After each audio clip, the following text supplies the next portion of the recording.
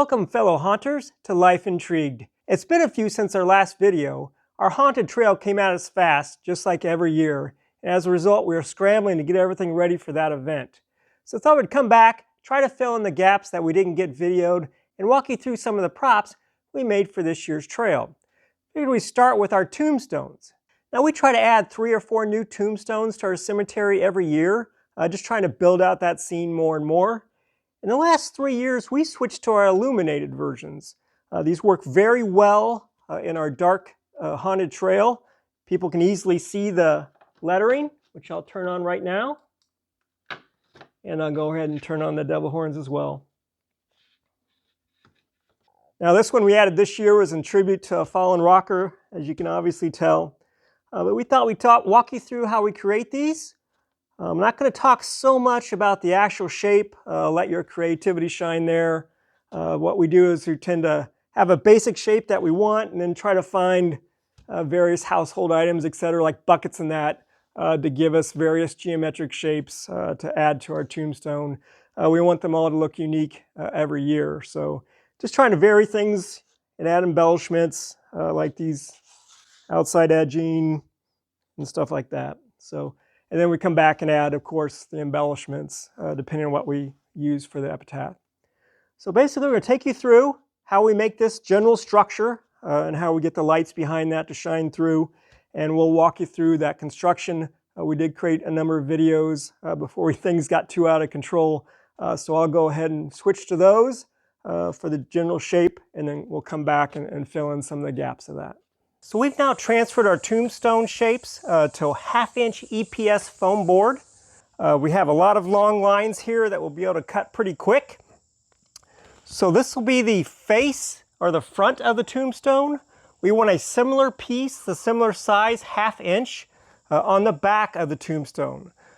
So with those two pieces, the 1/2 inch on the front and the 1/2 inch on the back, we're going to put a 1.5 inch EPS foam in between them, and that'll give us the thickness that we want for our tombstone. It also gives us that space to put the lights in so they illuminate through the front. Now there are a number of ways to cut this board. We're going to use a hot knife just to get the basic long cuts, straight cuts, and we have updated our foam cutter. If you haven't seen the video on this, I'll put a link in the description.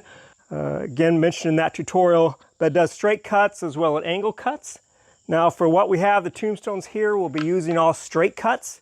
But the nice thing about it, and the upgrade we made to this, is it now can handle a full 4 feet sheet of the EPS foam. You can use a jigsaw, keyhole saw, any way to actually cut the foam.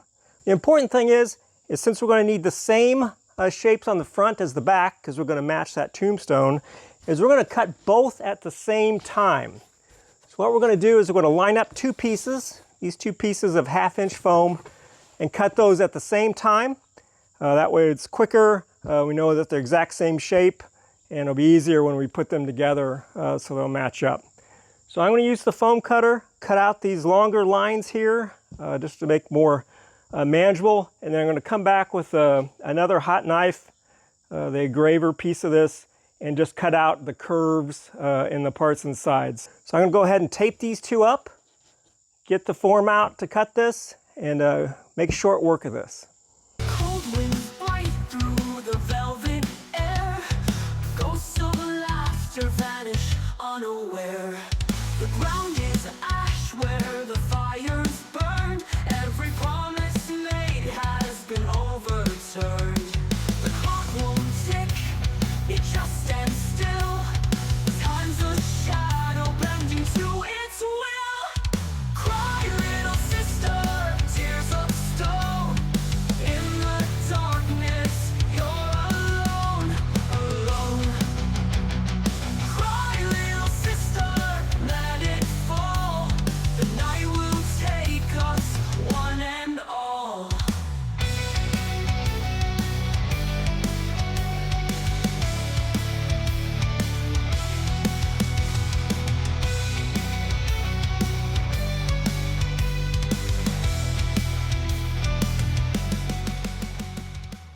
Okay, so we have a large number of projects going on right now in Intrigue's haunt department.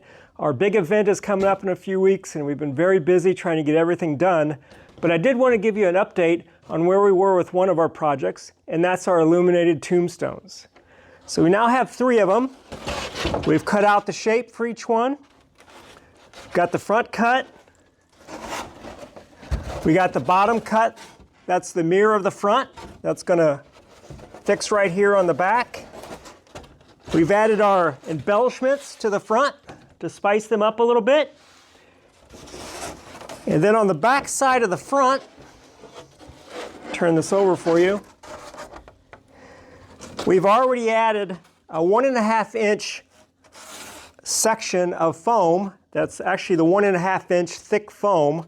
We put it all the way around the exterior of the tombstone shape and glued that in.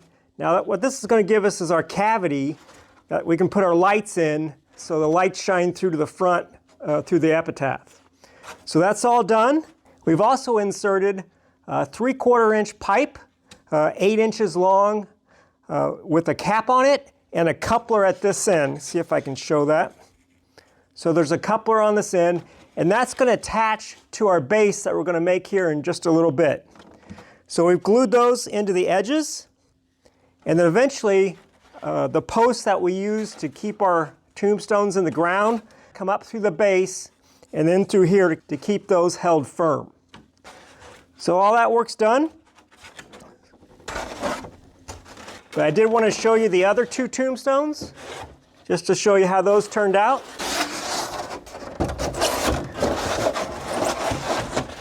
This is one of the others. It's right here.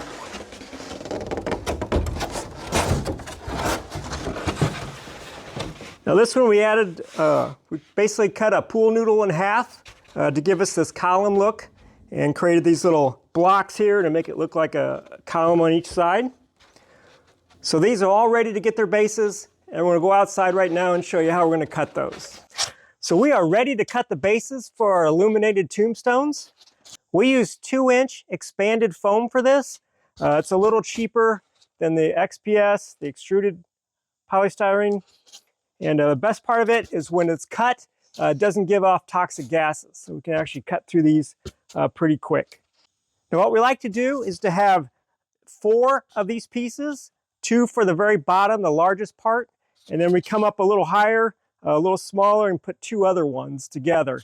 And that gives us our standard tombstone bases. So we try to lay this out so we don't waste any foam. So that's what I've done here. We'll be cutting on the black lines, and I went ahead and just put in the orange lines, if you can actually even tell them from the camera. That's the midpoints for each of our bases, so we can line those up when we're gluing them together. So now we've put our foam cutter on. We've lined up the flat edge with the line I want to cut, but you want to keep the good edge underneath the board. That's going to give you your straightest edge.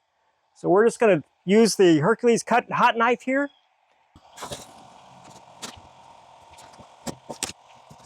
So now you'll see we have a very nice straight edge here under the board. And then what I do is I always leave a 1-inch gap between each of my lines that I'm cutting on. It allows me to turn this around and then get the nice straight edge on the other side of that as well. So now what we're going to do is simply keep shifting the foam down for each cutting line that we want to make, making the cut, and making sure that we're keeping the side that we want to be flush and flat underneath the piece of wood. And then we'll come back, turn these around, and make the good cut on the opposite side. So we're just going to do this for the entire rest of this piece of foam.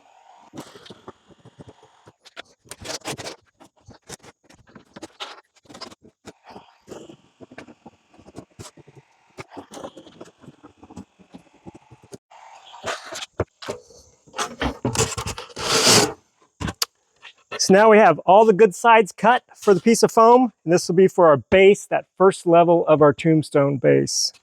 So we're going to continue through the rest of our tombstones and clean up those edges. We now have the 2 layers of our tombstone bases. I showed you how we cut those with the straight edge of their foam cutter. So just to show you how that's going to look, It'll sit right on there. So it's going to look pretty nice. Also sets it up higher so people can see the lettering, etc. But essentially now we want to add a little more embellishment to these bases, make them look a little more authentic. So what we're going to do is we're going to add a bevel on the edges of the top piece, the top 2 inches of each tier. So if you look at these lines, I'm going to go about 1 inch in because I don't have a lot of space there to put this in. But we're going to go about 1 inch in on all 4 sides, put probably a 30-degree bevel, maybe a 45 in some instances. And we've done the same for the bottom layer here, just to add some uniformity. Again, we marked where we want that bevel to be at and relative to the tier above it. So we're just going to use the other side of our foam cutter, the one for angles. And if you can see that, we put the pen on the 2-inch and 30-degree angle for this first cut. That's on both sides here. Same with here. Again, the 2-inch, 30-degree angle cut. So this means that when we put the foam in,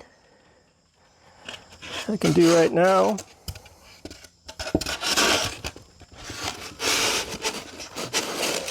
I'll line it up with that mark I made for that 1 inch on each side.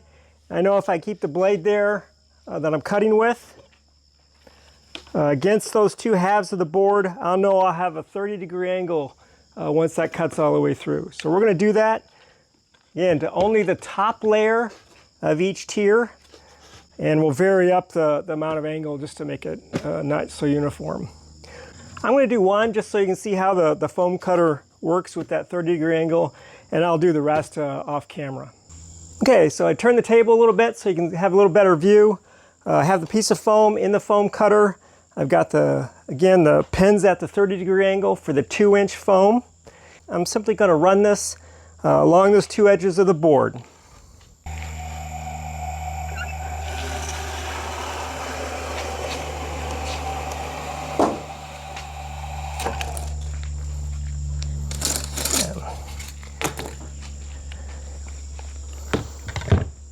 You can hopefully see in the camera, I got a nice straight edge here for that bevel cut. And when I take it out of the form here,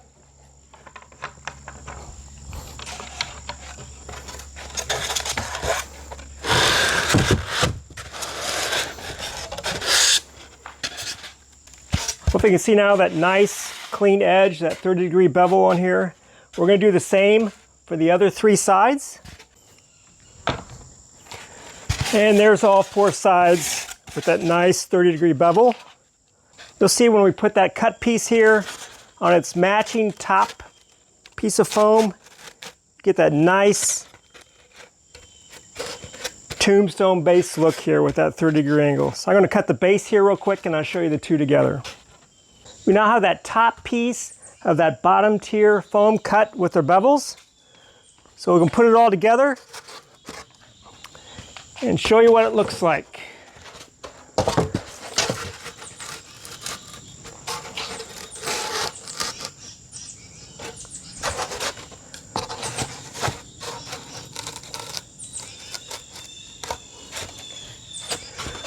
And that's now the base for our tombstone.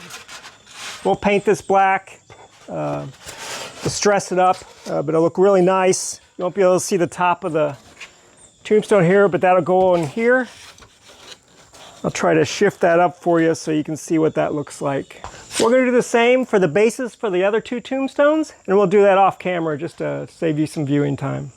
We now have the bases cut and beveled for all 3 of our new tombstones. So now we're going to glue each of these bases together. And then while that's setting up and drying, we're going to go ahead and work on the most important part, and that's the lettering we're going to put on each tombstone.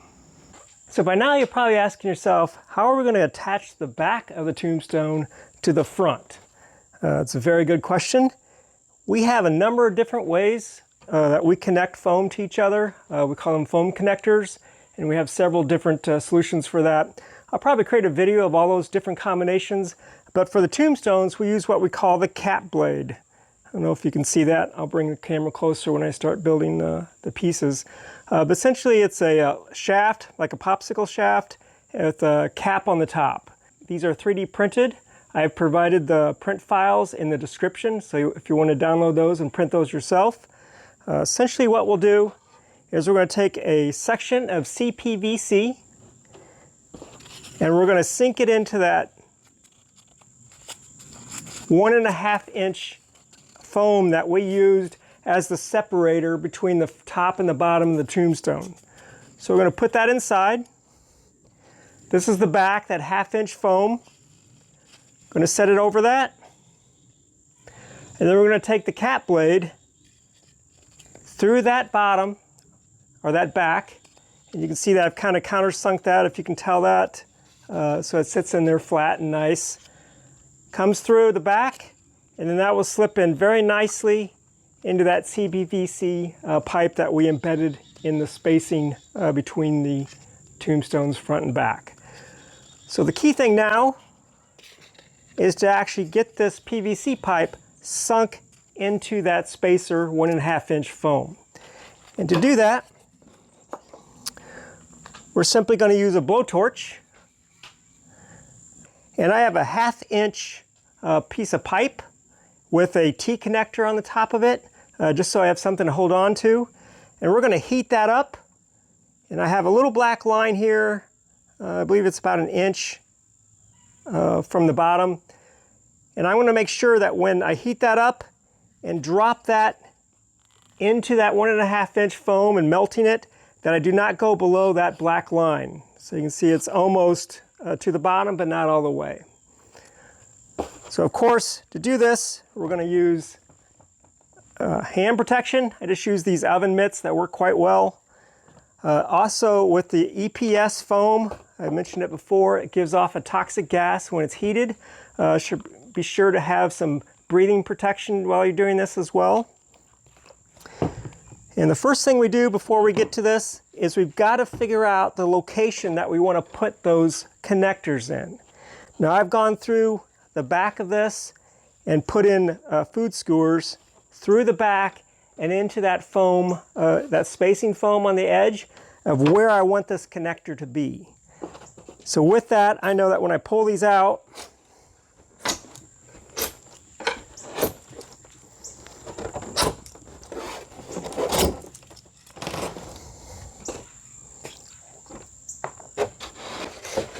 so these holes then represent where I want the center of the connector.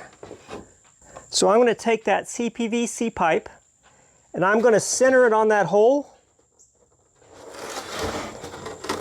And then I'm going to press in. And it's going to make an indentation there of the outside ring of the CPVC pipe. And I'm just going to outline it with a marker just to make that more visible. And then I'm going to take the bottom of the cap, turn that over, center it on that same hole, and draw an outline of that. Hopefully you can see that. Basically I have 2 circles, one where the CPVC pipe is going to pass through, and then that outer cap, and that's just so we can sink that flush with the back. So we're going to just take a Dremel here. I just got a straight cutter in. I'm going to completely cut out the center ring, that first ring we made.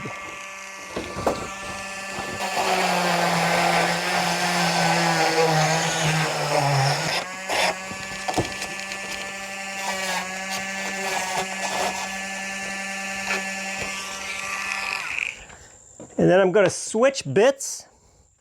A barrel cutter, it's got a flat bottom to it. It's got a small, 1/4 inch barrel with it, with cutters around that side. And it's really good for insetting in foam. So I'm going to chuck this in. And I'm just going to go to that outside ring, just so I can get that cap blade to be countersunk.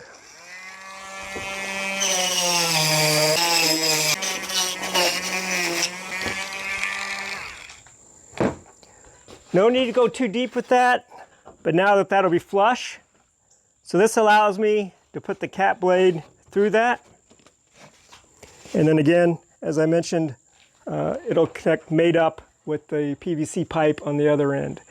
And with the friction, that will keep it nice and tight.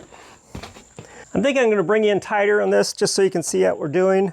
And I'll talk through it just to give you an explanation of how we're putting this in. Okay, we're nice and tight here now so you can see what we're doing.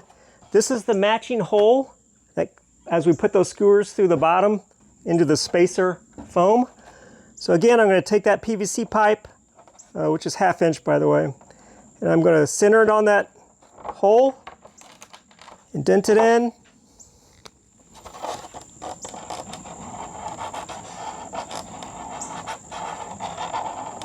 Just going to draw a ring around it just so I can see that a little better.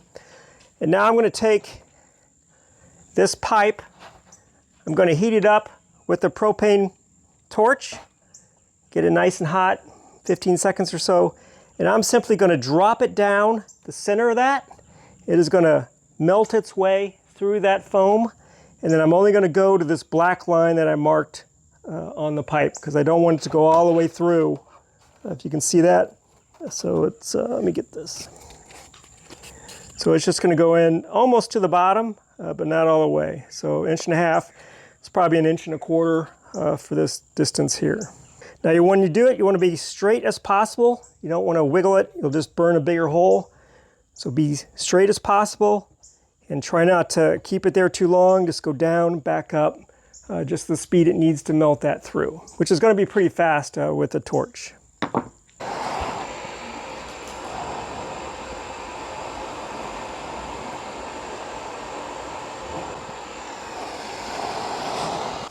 So now that that's burned through, we'll be able to stick that PVC pipe right through down through the middle of that.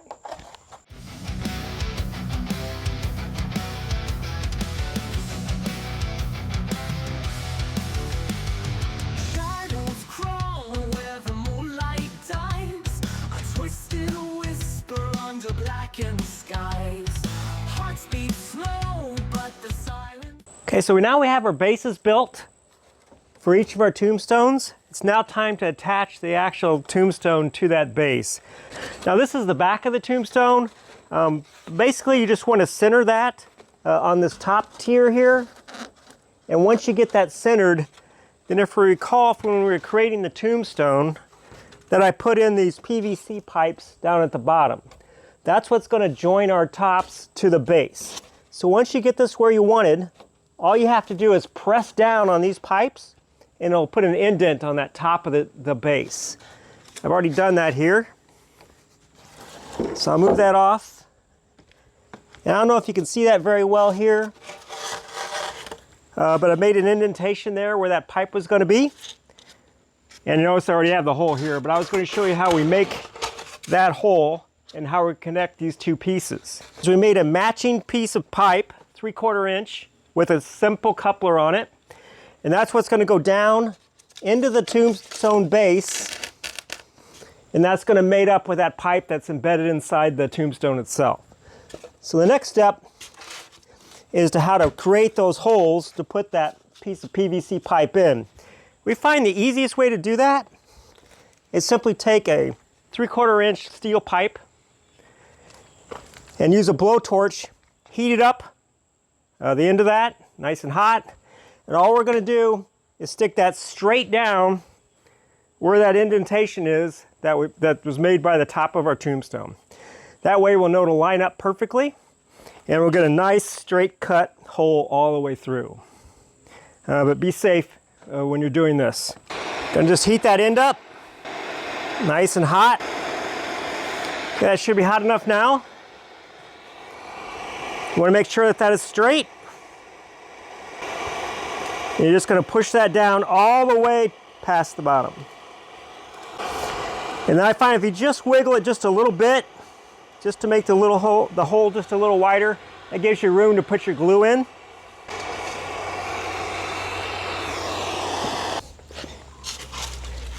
And you can see, hole comes all the way through the bottom. And we centered it on that indentation that we put with the top of the tombstone. And that should just drop right down. And you want to make sure, I need to press this down more, but you want to make sure that that coupler doesn't extend beyond the top of that tier here. So go ahead and push that all the way down. If it's too long, you can just trim on this side just to file it off or sand it down just to make it flush. But you want to make sure that this side is flush. And then that will be then our holder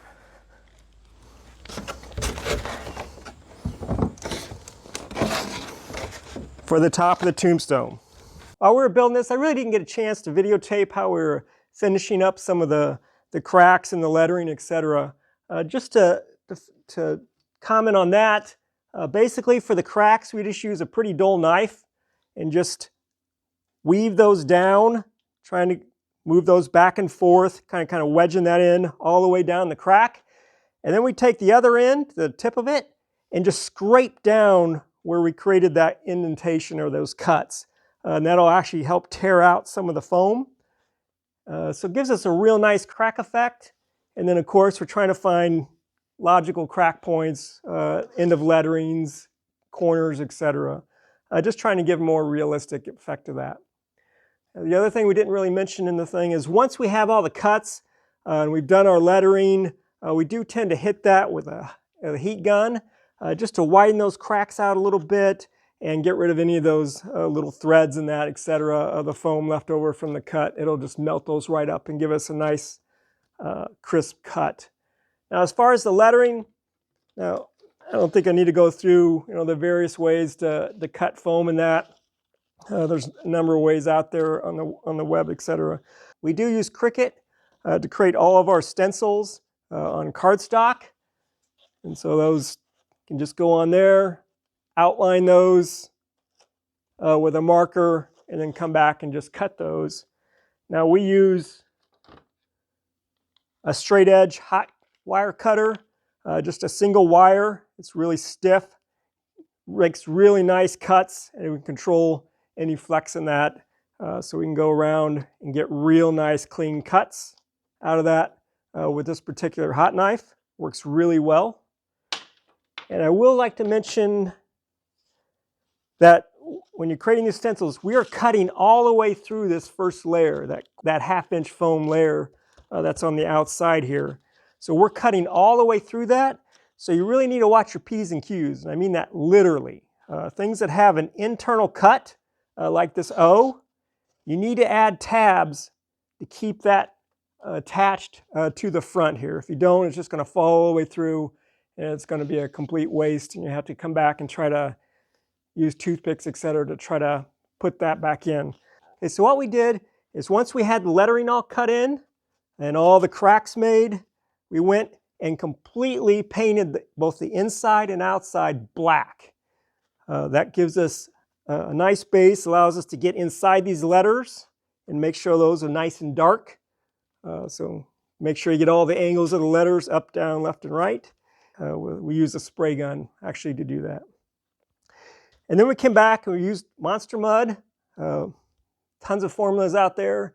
I'll leave a link to our pumpkin tutorial, which has a little more explanation how we create our Monster Mud. But essentially we use joint compound and latex paint tinted until we get a gray coloring, which we like to use for our tombstones. We completely cover that using a roller over that black, and we're making sure that we go over and not in to the various cracks, and that gives us that nice little cut effect with the black inside and allows us to paint then all the rest of it and give a nice hard coat on the outside that's somewhat weatherproof. Okay, so now I'm going to take you on the inside, which is the main part of Illuminated Tombstones. So just going to turn this around. Go ahead and move this. Let me pop the foam connectors that we have on this.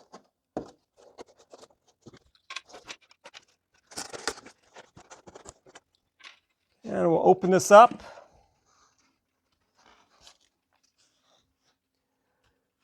Hope you can see that. So this is the back of the tombstone, and this is that back covering on the outside. This is the covering that'll have your lights. I'll talk a little bit more about that in just a second. And I'm going to focus first what we did to treat the front, or the back of the front of the tombstone, I should say. So this is right behind the lettering. Now, this is one area that we've been trying over and over and over to get the best solution for how we want to diffuse the light. So you need something in front of the lettering. Otherwise, those lights are just going to shine right through and you're not going to be really able to see the letters at all. You're just going to see that one light point coming through the opening. We need to diffuse that light so the entire letter is illuminated. And we've done a number of different options for this over the last 3 years. We think we finally have the best one now. We used to use photography diffuser paper and try to tape it on. It was kind of messy and not the best in bad weather. So what we found are these diffuser panels that we found at Menards. Now these are the paneling that they have for those large fluorescent lights you usually see in office buildings, etc. So what these are the panels that then sit in those boxes that the fluorescent lights are in. So it's already kind of off-white. It feels like corrugated cardboard almost because it's got those ridges in it, but it's really nice to cut. You can just use a utility knife and cut those to any shape you want. It already naturally diffuses because, well, that's the purpose of the lights of these diffusers themselves. Now we still needed a little more diffusing capability because it seems like the LEDs were still burning really bright through this thing. So it turns out we found this Krylon privacy glass spray. It is super nice and it worked perfectly for what we needed to do. We just sprayed this on both sides of the diffuser. Got a smaller piece here. So you just need to spray this on the front and the back of that diffuser and it worked great. Really enhanced that overall diffusing capability. The lights weren't burning through nearly as much and it just looked really nice.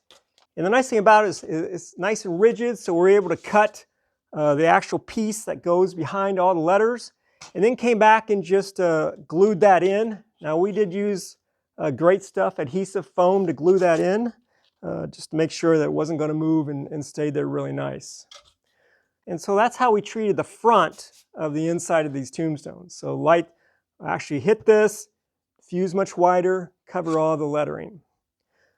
Now I'm going to talk about the back side. Now this is the side we're going to put the lights on. So the first thing we did is we take a piece of PVC panel. It's a real nice 1/16 of an inch or so, just PVC white paneling, really easy to cut with the tin snips. We just cut a board, again, that matches that front with all the lettering in it, and we glue that to the back of the tombstone. And that gives us a nice reflective surface, but more importantly, it gives us a nice surface to actually tape on our lighting. Now we use LED strip lights. I'll leave a link in the description for this, but they're really nice. It has a backing in it, a sticky backing in it. That works okay. We tend to come back with Gorilla Tape just to give it some extra adhesive, but it's got a nice little battery pack, remote if you want to use it, and then again the strip that just goes down each lettering. And for that, we want one row of LED lights, one strip, to go through the middle of every one of our rows of lettering. So this is, we have 5 rows in our epitaph. So this is just matched up to go right down the middle and then to the full end of the lettering for each row. And then we bring out the battery pack underneath.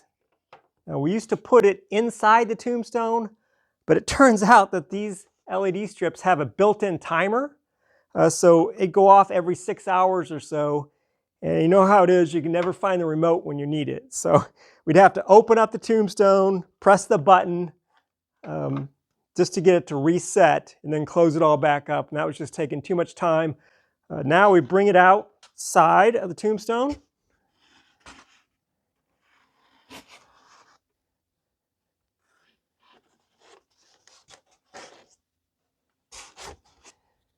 like so. And then we go ahead and cut a little pocket in the tombstone base that we can just set that in just so it stays handy.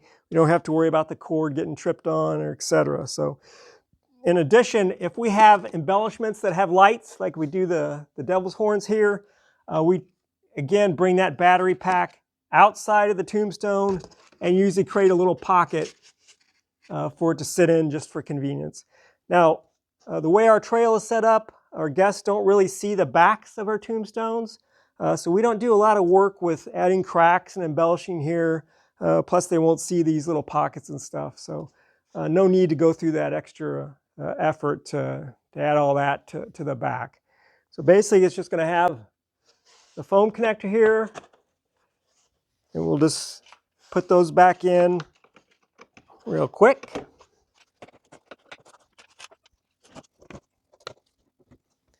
And then we'll go ahead and turn this back around.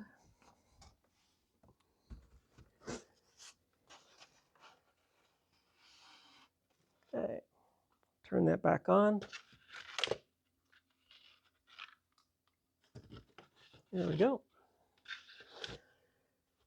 And that's basically how we make our illuminated tombstones. I hope you enjoyed this walkthrough. We're going to try to get our other videos out here very soon that we had to stop during the scramble to get the trail all ready. But we wanted to get this one out first because we happen to really like these, and again, the guests have really given us positive feedback on it. Where the moonlight dies, a twisted whisper under blackened skies. Hearts beat slow, but the silence screams, caught in a nightmare of broken dreams. The stars don't shine, they only bleed a crimson. I see you. I'm watching you. I can see you. Please, come in. So until our next video, stay calm, haunt on.